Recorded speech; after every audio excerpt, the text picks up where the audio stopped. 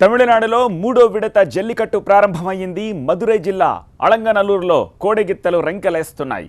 యువకులు ఉత్సాహంగా ఈ సంప్రదాయ క్రీడలో పాల్గొంటున్నారు. ప్రాణాలు సైతం లెక్క చేయకుండా బుల్ ఫైట్ లో పాల్గొనడానికి సిద్ధమయ్యారు.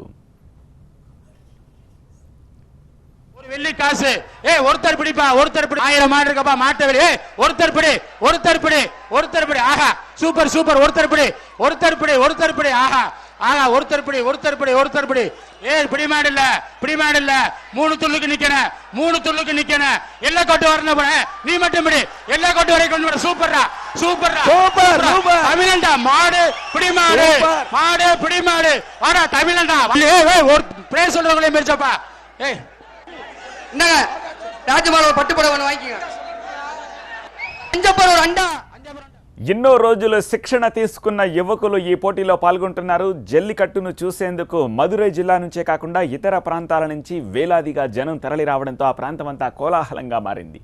ఎలాంటి ప్రమాదాలు జరగకుండా అధికారులు ముందు జాగ్రత్త చర్యలు తీసుకున్నారు. మొబైల్ హెల్త్ ఎమర్జెన్సీ కేర్ ఏర్పాటు చేశారు. ఎద్దుల ఆరోగ్య పర్యవేక్షణ కోసం వెటర్నరీ డాక్టర్లను కూడా ఏర్పాటు చేశారు.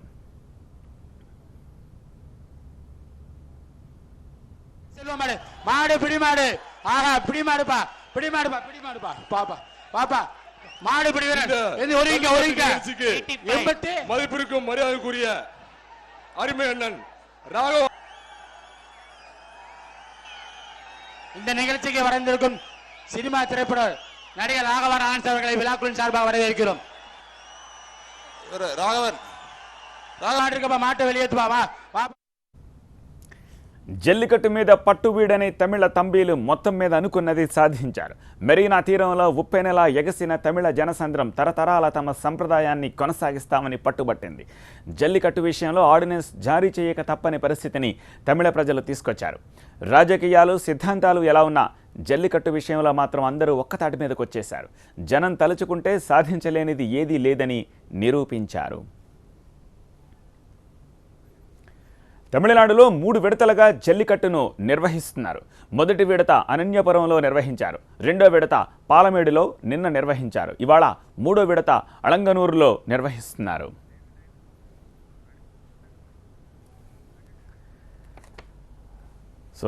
జల్లికట్టు కొనసాగిస్తున్న ప్రదేశంలో ప్రస్తుతం మా ప్రతినిధి దేవి ఉన్నారు. తాజా సమాచారం అందించేందుకు లైవ్లో దేవిని కాంటాక్ట్ చేద్దాం. దేవి, ఏం జరుగుతోంది? ఇవాళ షెడ్యూల్ ఏమిటి?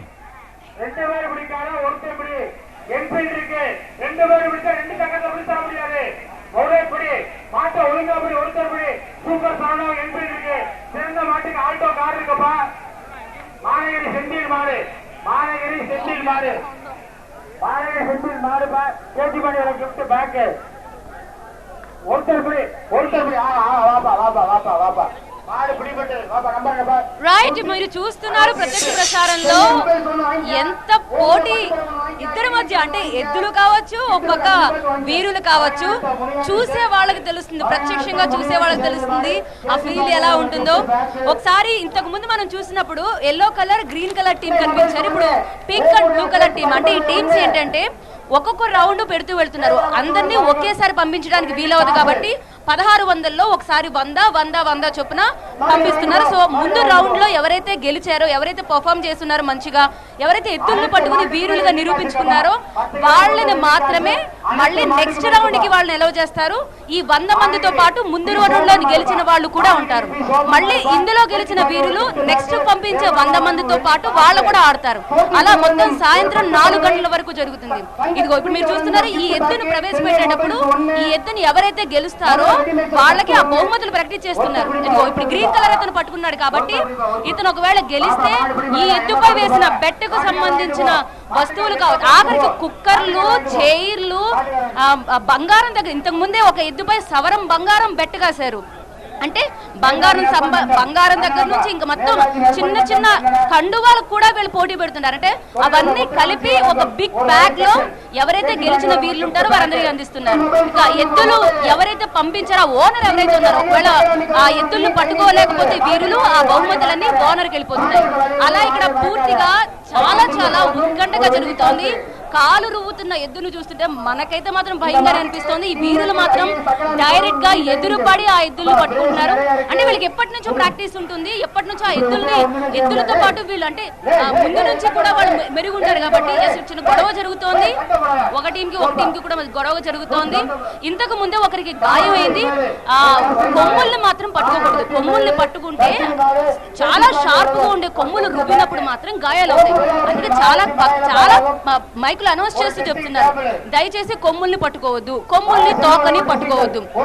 అలా అద్దుకో కొమ్ముల దగ్గరికి వెళితే మాత్రం అతనికి గాయాలు అవుతాయి. సో అదే చెప్తున్నారు. సో గాయాలైన వెంటనే వాళ్ళని కొంతమంది ఆడడానికి సిద్ధంగా ఉన్నారు, కొంతమంది ఆడడానికి ఒకవేళ సిద్ధంగా లేకపోతే వాళ్ళని వెంటనే అంబులెన్స్ల ద్వారా హాస్పిటల్ కు పంపించే ప్రయత్నాలు కూడా ఉన్నాయి. బయటే ఒక 10 అంబులెన్స్లు సిద్ధంగా చేశారు. డాక్టర్లు 8 బృందాలుగా విడిపోయి ఎక్కడికక్కడ ఉన్నారు. ఈ ఒక్కసారి ఎద్దుని చూడండి, లోపలే రుబ్బుతోంది. ఇక బయటకు వస్తే ఎలా ఉంటుందో ఏంటో. నాలాంటి వ్యక్తులు కనుక లోపల ఉంటే అక్కడ ఎదురేస్తే వెళ్ళి హైదరాబాద్ లో పడేటట్టే ఉన్నారు. వీళ్ళు మాత్రం అంత పోటీగా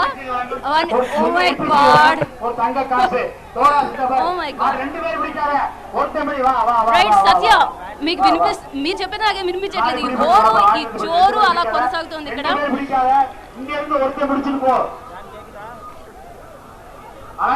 సో 4 సంవత్సరాల తర్వాత జరుగుతున్న ఈ జల్లికట్టును ప్రజలు చాలా ప్రతిష్టాత్మకంగా తీసుకున్నారు. ఇక్కడ కలెక్టర్ తో పాటు లారెన్స్ చూసాం, లారెన్స్ కాసేపు వీక్షించి వెళ్ళిపోయారు. ఇక్కడ బీజేపీ కేంద్ర సహాయ మంత్రిగా ఉన్నారు పొన్ రాధాకృష్ణన్ కూడా ఇక్కడే ఉన్నారు, మీరు చూడొచ్చు. ఇదంతా VIP gallery.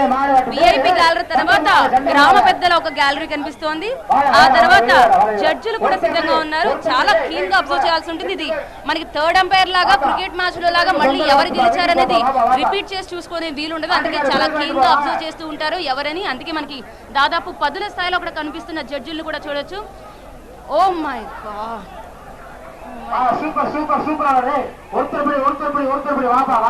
Oh my god. Right, ఇది జల్లికట్టు విశేషం మీరు చూడొచ్చు. కొన్ని గ్రామాల నుంచి, కేవలం ఈ గ్రామాలు మాత్రమే కాదు పక్క జిల్లాల నుంచి కూడా వస్తూ ఉంటారు. అలంగనెల్లూరు అన్నిటికంటే పెద్ద జల్లికట్టు. అవన్యాపురంలో కంటే పాలమేడు కంటే అలంగనెల్లూరే ప్రతిష్టాత్మకంగా తీసుకుంటారు కాబట్టి ఇక్కడ ఇంతమంది పోటీ పడతారు. దేవి ఒక క్రికెట్ మ్యాచ్ కి ఏ మాత్రం తగ్గకుండా అక్కడి హడావిడి కనిపిస్తోంది. పెద్ద పెద్ద లాబీస్ కనిపిస్తున్నాయి, వేలాది మంది జనం కనిపిస్తున్నారు. మీరన్నట్టు థర్డ్ ఎంపైర్ స్థాయిలో ఒక న్యాయ నిర్ణేతల బెంచ్ కనిపిస్తోంది. పొలిటీషియన్స్, ఫిల్మ్ స్టార్స్ వీళ్ళంతా కూడా అటెండ్ అవుతున్నారు. ప్రైజ్ మనీ ఎలా ఉంటుంది? ఐ మీన్ ఒకటి అరా కాకుండా ఓవరాల్ గా ప్రైజ్ మనీ ఎంత ఉండే అవకాశం కనిపిస్తుంది? ఎన్ని లక్షల్లో ఉండొచ్చు? స్పష్టంగా వినిపించట్లేదు, ఇంకొకసారి రిపీట్ చేస్తారు. ఒక్కసారి మీరు లోపల చూడండి, ఒకటి బయటకు రాబోతోంది. నాకు చూస్తేనే భయం వేస్తోంది. Oh my god, oh my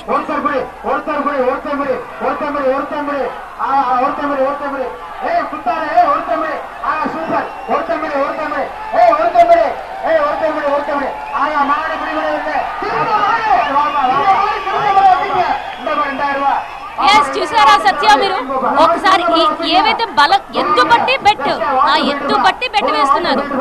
బలమైన ఎద్దులు అంటే జిల్లాకే ప్రతిష్టాత్మకంగా భావించే కొన్ని ఎద్దులు ఉంటాయి.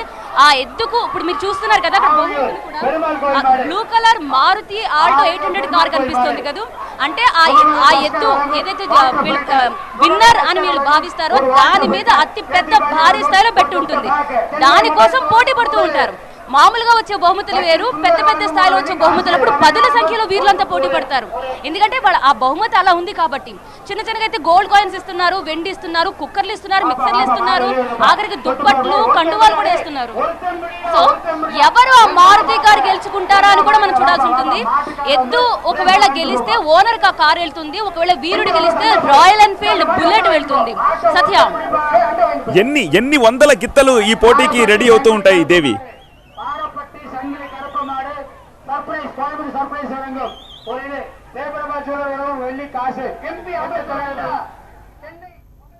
రైట్, అది పరిస్థితి. జల్లికట్టులో కట్లు తెంచుకుంటున్న గిత్తలతోటి వీరులు పోటీ పడుతున్నారు, బహుమతులు గెలుచుకుంటున్నారు. ఎక్కువసేపు ఎవరు ఆ గిత్త మోపురాన్ని పట్టుకుని నిలబడతారో వాళ్లే విజేతలుగా చెప్తూ ఉంటారు. గిత్తల్లో అనేక రకాలున్నట్టుగా మనకి గిత్తల్ని బట్టి చూస్తే తెలుస్తూ ఉంటుంది. అలాగే వీరులు ఒక్కొక్కరు ఒక్కొక్క కలర్ డ్రెస్ వేసుకున్నారు. సో జట్లుగా కూడా ఇందులో పోటీ ఉన్నట్టుగా దీన్ని బట్టి చూస్తే మనకు అర్థమవుతోంది. మొత్తానికి మధురలో ప్రస్తుతం కొనసాగుతున్న జల్లికట్టు ఏ స్థాయిలో ఉత్సాహంగా ఉల్లాసభరితంగా జరుగుతుందో మనం ప్రత్యక్షంగా చూస్తున్నాం.